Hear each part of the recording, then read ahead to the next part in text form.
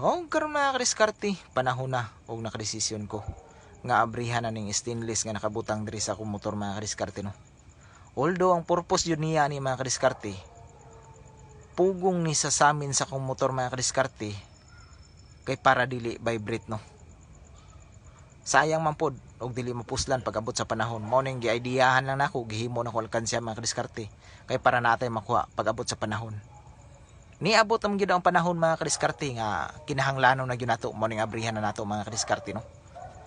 Kay ting parte na sa tong mga bata, man lang natin mapalit nga regalo para sa ilaha.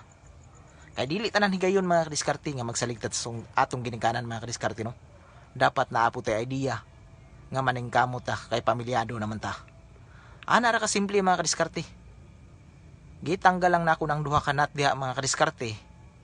Pagka humagtanggal ana mga kadiskarte, gihuho para mahibal-an og pilay unod jud ani mga kadiskarte. Tag piso ra ang sulod ani mga kadiskarte no, kay katuro pong mga sinsilyo gihatag sa akong pasayro mga kadiskarte, mo na akong gilahi ang tag piso ug akong gihulog diha mga kadiskarte. Gamay-gamay ra pug bangag ni mga kadiskarte, mo ning gamay ra pud siya sulod no.